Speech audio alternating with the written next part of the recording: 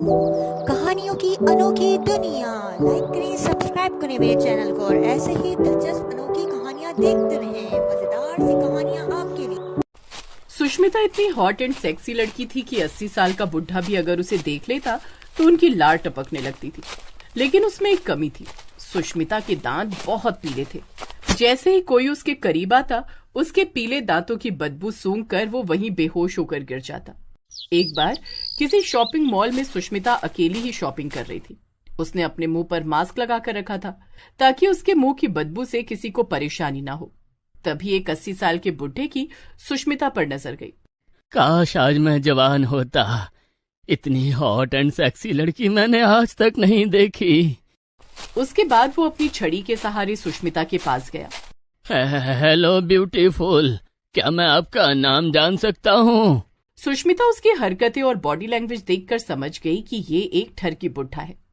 सुष्मिता तो शरारती थी ही, इसीलिए उसने उस 80 साल के बुढ़े से कहा, क्या सच में मैं आपको ब्यूटीफुल लग रही हूँ? मुझे तो आज तक किसी ने ब्यूटीफुल नहीं कहा। ऐसे लोगों की तो आंखें खराब हो जानी चाहिए। लोगों को हक नहीं है कि उनकी आंखें हो, अगर इतनी सुंदरता नहीं पहचान सकते तो। लेकिन आप भी इस उम्र में किसी लौंडे से कम नहीं है। क्या आप मेरे साथ चेंजिंग रूम में चलेंगे? क्या बात है, ये लड़की तो मुझसे भी आगे निकली। क्या हुआ डार्लिंग? कुछ नहीं, मैं बिल्कुल तैयार हूँ। चलो। सुष्मिता उस बुढ़े के साथ चेंजिंग रूम में गई। अब जल्दी से अपने चेहरे से मास्क हटा दो, मैं तुम्हें देखना चाहता हूँ। मैं चेंजिंग रूम में आपको सिर्फ देखने के लिए नहीं लाई हूँ, मुझे आपको किस करना है, वो भी लिप किस। ठीक है, मैं तैयार हूँ, लेकिन अब जल्दी से मास्क हटा दो, मुझसे रहा नहीं जाता। सुष्मिता ने अपना मास्क जैसे ही हटाया, वैसे ही उसके पीले दांत उस बुढ़े को दिख गए। सुष्मिता ने अपने होंठ खोले। उसकी बदबू वो बुढ़ा बर्दाश्त नहीं कर पाया और वहीं बेहोश हो गया। सुष्मिता को बड़ा मजा आया और हंसते हंसते वो बाहर आ गई। साला ठरकी बुढ़ा खुद को बहुत होशियार समझ रहा था, अब पड़ा रहेगा बेहोश कल तक। शाम को जब सुष्मिता अपने घर लौट रही थी, तभी उसके घर के आसपास जितने भी लोग खड़े थे, वो सब लोग उसका मजाक उड़ाने लगे। जल्दी जल्दी सब लोग अपने बच्चों को घर के अंदर बंद कर दो, देखो पीले दांत वाली आंटी आ गई, एक दिन पूरा गांव इसकी मुंह के बदबू की वजह से मर जाएगा। सुष्मिता दुखी होकर अपने घर के अंदर चली गई। जब सुष्मिता के माँ बाप गांव वालों के ताने सुन सुनकर परेशान हो गए, तब उन्होंने सुष्मिता की शादी कर दी। ससुराल जाते वक्त सुष्मिता ने अपने साथ एक माउथ फ्रेशनर रख लिया था, ताकि जब भी ससुराल में किसी से सामना करना पड़े तो पीले दांतों की बदबू की वजह से उसकी बेइज्जती ना हो जाए। सुष्मिता, तुम तो बहुत ही ज्यादा खूबसूरत हो। आज हमारी सुहागरात है, मैं तुम्हारा पल्लू उठाने जा रहा हूँ। जैसे ही उसके पति करण ने उसका पल्लू उठाया, वैसे ही सुष्मिता भागकर बाथरूम के अंदर घुस गई। इन लड़कियों को भी ना आखिरी वक्त पर ही बाथरूम जाना रहता है। वहीं दूसरी तरफ सुष्मिता ने बाथरूम के अंदर जाकर अपने मुंह में माउथ फ्रेशनर डाला ताकि उसके मुंह से बदबू न आए। उसके बाद वो वापस आ गई। तो इस तरह रात में जब भी सुष्मिता अपने पति के साथ सोती, उससे पहले अपने मुंह में माउथ फ्रेशनर डाल लेती थी। वो ज्यादा लोगों से नहीं मिलती थी और ना ही किसी से बातचीत करती थी, वरना उसकी बेइज्जती हो जाती पीले दांतों की बदबू की वजह से। एक रोज गांव की कुछ औरतें उसके घर आईं। अरे कौशल्या रानी, अपनी बहुरिया को तो बुलाओ, थोड़ा बहुत उसके साथ भी गप्पे मार लिया जाए। हमारी बहू तो जब से इस घर में आई है तब से कमरे से बाहर निकलती नहीं है। शादी का 1 महीना बीत गया, लेकिन आज तक उसने मुझसे बात तक नहीं की। जो भी पूछो सर हिलाकर उसका जवाब दे देती है। अरे तुम यहीं रुको, मैं तुम्हारी बहू को बुला कर लाती हूँ। वो औरत सुष्मिता के कमरे में गई और उसका हाथ पकड़कर बरामदे में ले आई। सुष्मिता घबरा गई क्योंकि उसने अपने मुंह में माउथ फ्रेशनर तो डाल ही नहीं रखा था। और बताओ सुष्मिता बिटिया, तुमको हमारे गांव में अच्छा तो लगता है ना? तुम्हारी सास तुमको डांटती तो नहीं? अब मैं क्या बोलूं यहाँ पर, मैंने अगर जरा भी अपना मुंह खोला तो इन लोगों को बहुत बदबू आने लगेगी। अरे बहू, तू मुझसे बात नहीं करती, कोई बात नहीं, लेकिन कम से कम इन लोगों से तो बात कर ले। वहां पर सारी औरतें उसकी सास सुष्मिता से जिद करने लगी कुछ बोलने की।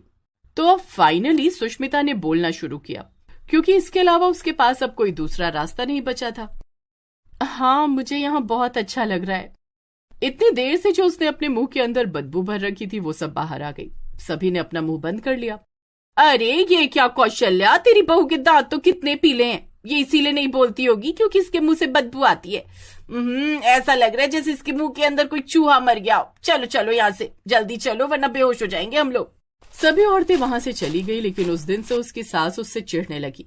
हमने तो सोचा था कि तू बहुत संस्कारी है इसीलिए नहीं बोलती, लेकिन तेरे मुंह के अंदर तो इतनी बदबू भरी हुई है। आज के बाद मेरे सामने आने की जरूरत नहीं है। ऐसा लगता है जैसे कोई मुर्दा सड़ गया हो। तो जैसी औरत तो बहू क्या कुछ भी बनाने लायक नहीं है। शाम को जब उसका बेटा करण काम से घर वापस आया तब उसकी सास ने सारी बातें बता दी। बेटा, तूने गलत लड़की से शादी कर ली। तेरी बीवी के दांत टट्टी जैसे पीले हैं, उसके मुंह से बदबू आती है, इसी वजह से वो किसी से बात नहीं करती है। अरे माँ, ये आप कैसी बातें कर रही हो? मैं तो हर रोज उसके साथ ही सोता हूँ, मुझे तो कोई बदबू नहीं आती। तो इसका मतलब अब तुझे अपनी माँ से ज्यादा अपनी बीवी पर भरोसा है। माँ और बेटे को आपस में लड़ता देख सुष्मिता तुरंत वहां पर आ गई। माँ जी बिल्कुल सही कह रही हैं। मेरे दांत बचपन से ही बहुत पीले हैं। मेरे मुंह से बदबू आने की वजह से पूरा गांव मुझे गांव से बाहर निकालने वाला था, इसीलिए मेरे माँ बाप ने शादी कर दी ताकि मैं उस गांव से हमेशा के लिए चली जाऊं। तेरे गांव वाले बिल्कुल सही कहते थे। अब तू भी इस घर से निकल जा। देख रहा है करण कितनी तेज बदबू आ रही है। हाँ माँ, बदबू तो बहुत तेज आ रही है सच में। उस दिन के बाद से सास बहू के बीच में खूब झगड़ा होने लगा। अगले दिन जब करण काम पर चला गया तब उसकी सास उसे फिर से ताने मारने लगी। तेरे माँ बाप ने तुझे पैदा होते ही क्यों नहीं मार दिया? पहले अपने मायके वालों को परेशान किया, अब अपने ससुराल वालों को परेशान करने आ गई। देखो अम्मा, ऐसा है, हमारे परिवार और मायके वालों पर मत जाना। आपकी उम्र का लिहाज कर रही हूँ, वरना खोपड़ी फोड़ देती मैं आज आपकी। अच्छा, तो तू मेरी खोपड़ी फोड़ेगी? इससे पहले मैं ही तेरी खोपड़ी फोड़ देती हूँ। उसकी सास बहुत तेज तेज आवाज में उससे बोलने लगी। उसने बेलन उठाया और अपनी बहू की तरफ भागी। डर कर सुष्मिता भी भागने लगी, लेकिन भागते भागते अचानक उसकी सास गिर गई। सुष्मिता अपनी सास के पास दौड़ कर आई तो देखा वो बेहोश हो चुकी थी। वो अकेली अपनी सास को लेकर डॉक्टर के पास चली गई। डॉक्टर साहब, क्या हुआ मेरी माँ को? देखिए, इनका बीपी बहुत हाई हो गया था। इस उम्र में ऐसा होता है। कोशिश करना है कि उन्हें गुस्सा ना आए, वरना ब्लड प्रेशर बढ़ने की वजह से इनकी मौत तक हो सकती है। मैंने दवाई दे दी है, टाइम पर खिलाती रहना। सुष्मिता अपनी सास को लेकर घर वापस आ गई। उसके बाद उसने माउथ फ्रेशनर अपने मुंह में डाला और एक मास्क लगा दिया और उसके पैर दबाने लगी। जब उसे होश आया तब वो हैरान हो गई, लेकिन वो कुछ बोली नहीं। शाम को जब करण आया तब उसे भी बहुत हैरानी हुई। अरे सुष्मिता, तुम अपना मुंह बांध कर माँ की सेवा क्यों करती हो? चलो, मैं तुम्हें डेंटिस्ट के पास ले चलता हूँ। मेरी बात हो गई है। करण सुष्मिता को डेंटिस्ट के पास ले गया। डॉक्टर ने सुष्मिता के दांत पूरी तरीके से चमका दिए। कुछ दिनों बाद उसके मुंह से बदबू पूरी तरीके से चली गई। सुष्मिता हर सुबह और रात को अपनी सासू माँ के पैर दबाया करती थी और उनकी खूब सेवा किया करती थी, जिससे उसकी सास का दिल पिघल गया। बहू, मैंने तुझे कितना भला बुरा कहा, लेकिन डॉक्टर के सिर्फ एक बार कहने पर तू अभी तक मेरी सेवा कर रही है। इतनी सेवा तो आजकल के बच्चे भी नहीं करते। सासू माँ, वो ऐसा है ना कि मुझे खुद की तारीफ सुनना बहुत पसंद है, पर मेरी तारीफ कोई करता ही नहीं था, तो मैंने सोचा क्यों ना मैं आपकी सेवा कर दूं, जिसके बदले आप मेरी तारीफ करेंगी। लेकिन तारीफ करने में आपने बहुत देर कर दी। मैं तो पिछले 1 महीने से आपकी सेवा कर रही हूँ। दोनों सास बहू जोर जोर से हंसने लगी। तो दोस्तों, इस तरह से उसके पीले दांत भी चमक गए और उसके मुंह से बदबू आनी भी बंद हो गई। करण को अपनी माँ और पत्नी के बीच इतना प्यार देखकर बहुत खुशी होती थी और वो लोग खुशी खुशी रहने लगे। किसी गांव में कौशल्या अपने पति, बेटे विनोद और अपनी संस्कारी बहू राधिका के साथ रहती थी। एक दिन सुबह सुबह कौशल्या जीन्स और टॉप पहनकर अपने सफेद बालों में कलर कर रही थी। तभी उसका पति वहां पर आ गया। ए बूढ़ी घोड़ी, लाल लगाम लगाकर कहाँ जाने की तैयारी चल रही है? आप तो मुझसे बात ही मत करो। जब देखो तब मेरे बुढ़ापे को लेकर ताना दिया करते हो। कभी अपनी शक्ल देखी आईने में? अभी 50 साल के हुए हो और 80 साल के लगने लगे हो। मुझे देखो, मेरे हुस्न को देखकर कोई नहीं कह सकता कि मैं एक शादीशुदा बेटे की माँ हूँ। वो सब तो ठीक है, लेकिन तुमने ये क्या कपड़े पहन रखे हैं? ऐसे कपड़े तो कभी मेरी बहू भी नहीं पहनती। देखो बुढ़ऊ, सुबह सुबह मेरा मूड खराब मत करो। हाँ, इतना कहकर कौशल्या ने अपने बालों को हेयर ड्रायर से सुखाया, फिर वहां से चली गई। वो किसी रेस्टोरेंट में बैठकर किसी का इंतजार करने लगी। तभी एक नौजवान लड़का आदित्य वहां पर आ गया। माशाअल्लाह, फेसबुक पर मैंने आपको देखा था। आपको देखकर ही मैंने आपको अपना दिल दे बैठा था, लेकिन असल लाइफ में तो आप उससे भी ज्यादा खूबसूरत हैं। अच्छा, तो आप ही हो मिस्टर आदित्य? हाँ डार्लिंग, मैं ही हूँ आदित्य। अब चले मूवी देखने? हाँ हाँ, क्यों नहीं। मैं तुम्हारी गर्लफ्रेंड हूँ और तुम मेरे बॉयफ्रेंड। मूवी देखना तो बनता है पहली मुलाकात में। तो जल्दी चलो, मैंने कॉर्नर की 2 टिकट बुक कर रखी है। दोनों बाइक पर सवार होकर गाना गाते हुए वहां से जाने लगे। जिंदगी एक सफर है सुहाना, यहाँ कल क्या हो किसने जाना। अरे ये कौन से जमाने के गाने गा रही हो तुम? आज के जमाने के गाने गाओ ना, जैसे कुंडी मत खड़काओ राजा। बड़े नॉटी हो तुम आदित्य। गर्लफ्रेंड बॉयफ्रेंड की तरह मौज मस्ती करते हुए दोनों थिएटर के अंदर पहुंच गए। कॉर्नर वाली सीट पर दोनों पॉपकॉर्न खाने लगे और मूवी एंजॉय करने लगे। खैर, मूवी खत्म हो जाने के बाद दोनों बाहर निकले। आदित्य, मूवी बहुत अच्छी थी ना? अरे कमबख्त, मूवी कौन देख रहा था? मैं तो 3 घंटे तुम्हें ही देखता रहा, तुम्हारी खूबसूरती को निहारता रहा। सच में? मैं इतनी खूबसूरत हूँ? हाँ मेरी रानी, तुम किसी परी से कम नहीं हो। अब शाम हो चली है, चलो मैं तुम्हें तुम्हारे घर छोड़ देता हूँ और तुम्हारे मम्मी पापा से भी मिल लूंगा। आखिर हमें शादी भी तो करनी है। अरे नहीं नहीं आदित्य, इतनी भी जल्दी क्या है। हमारे परिवार में बॉयफ्रेंड बनाना अलाउ नहीं है। मैं सबसे छुप छुप कर तुमसे मिलने आती हूँ। मैं टैक्सी से निकल जाऊंगी, तुम जाओ। ओके मेरी रानी, जैसा तुम कहो। आदित्य ने कौशल्या को हक किया और अपनी बाइक स्टार्ट करके वहां से चला गया। कौशल्या भी एक ऑटो में बैठ गई और वहां से जाने लगी। रास्ते में वो आदित्य के बारे में ही सोच रही थी। आदित्य ने तो मुझे जवानी के दिन याद दिला दिए, जो हरकतें मैं जवानी में नहीं कर पाई वो अब बुढ़ापे में कर रही हूँ। बस किसी भी तरह आदित्य को ये पता न चले कि मैं जवान लड़की नहीं बल्कि बूढ़ी औरत हूँ, वरना सब कुछ बेड़ा गर्क हो जाएगा। यही सब सोचते सोचते कौशल्या अपने घर पहुंच गई। बहू, जल्दी से मेरे लिए चाय बना कर ला। ठीक है सासू माँ। तू बार बार मुझे सासू माँ मत बोला कर। मेरी उम्र तो तुझसे भी कम लगती है। तू मुझे छोटी बहन बोला कर। तभी वहाँ पर कौशल्या का पति आ गया। छोटी बहन क्यों? छोटी बच्ची बोला करेंगे हम तुम्हें। तुम्हें गोद में लेकर इधर उधर घुमा करेंगे। तुम तो अभी पैदा भी नहीं हुई हो शायद। आप तो हर वक्त मेरा मजाक ही उड़ाया करते हैं। ये जो तुम हरकतें करती हो, इसे देखकर मैं तुम्हारा मजाक ना उड़ाऊं तो क्या तुम्हारी आरती उतारूं? पिताजी रहने दीजिए, बहस करने से कोई फायदा नहीं। मैं आप दोनों के लिए चाय बनाकर लाती हूँ ताकि आप दोनों का मूड फ्रेश हो जाए। राधिका दोनों के लिए चाय बनाकर लाई। फिर रात को राधिका का पति विनोद घर पर आ गया। माँ, कल हमारे पड़ोस में मिश्रा जी के घर सत्यनारायण जी की कथा है। हम सबको चलना होगा। मिश्रा जी ने हम सभी को बुलाया है। बेटा, तुम लोग चले जाना। मैं ऐसी जगह नहीं जाने वाली। मैं बोर हो जाती हूँ ऐसी जगहों पर। अच्छा, किट्टी पार्टी में तो तुम घंटों वक्त बिताया करती हो, वहाँ बोर नहीं होती? और पूजा पाठ के कार्यक्रम में तुम बोर हो जाती हो? बुढ़ापे में ये सब अच्छा नहीं लगता। देखो, तुम चाहे कुछ भी कहो, मैं नहीं जाने वाली। मेरी सहेलियों ने एक पार्टी रखी है, वहीं पर मीटिंग भी होगी। रहने दीजिए पिताजी, माँ को जहाँ जाना है जाने दीजिए, हम लोग चलेंगे। विनोद अपनी पत्नी राधिका और अपने पिता के साथ पड़ोस में मिश्रा जी के घर सत्यनारायण की कथा में चला गया। वहीं दूसरी तरफ राधिका इस बार शॉर्ट ड्रेस पहनकर किसी क्लब में पहुंच गई।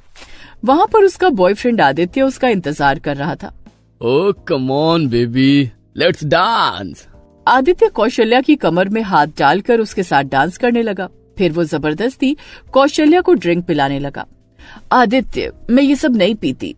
कम ऑन यार, तुम आज के जमाने की लड़की होकर कैसी बातें करती हो? ये सब तो नॉर्मल है।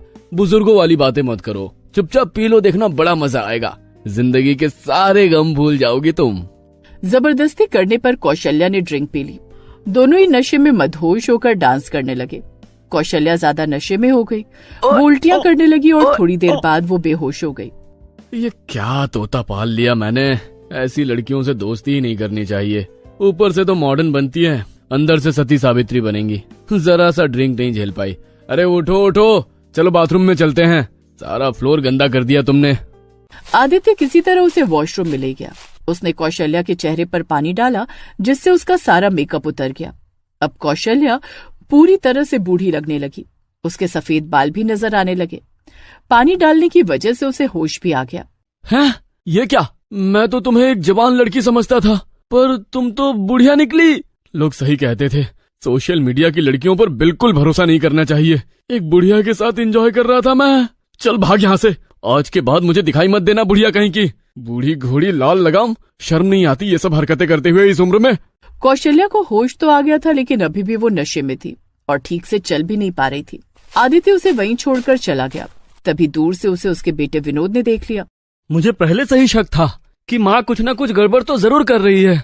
अच्छा हुआ मैं राधिका और पिताजी को सत्यनारायण की कथा में छोड़कर माँ का पीछा करने लगा था, वरना इस सच्चाई से तो मैं बेखबर ही रह जाता। विनोद ने अपनी माँ को गोद में उठाया और उसे लेकर घर आ गया। उसने अपनी माँ को बिस्तर पर लिटा दिया।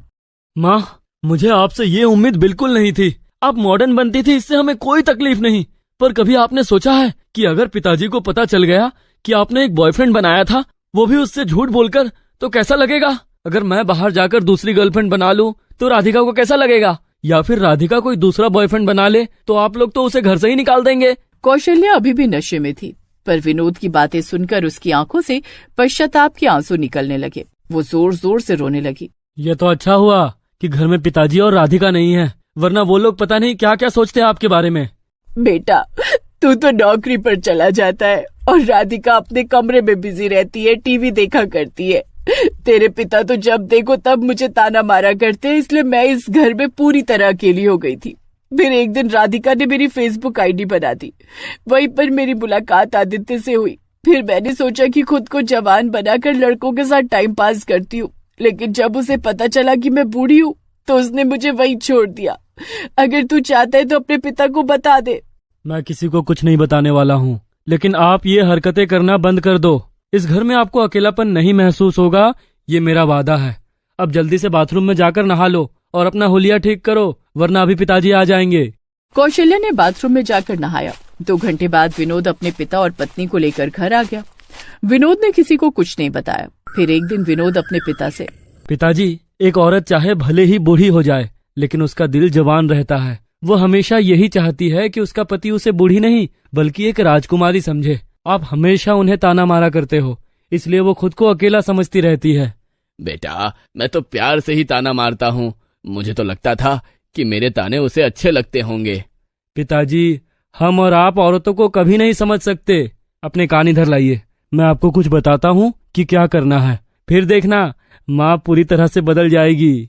विनोद ने अपने पिता के कान में कुछ बता दिया।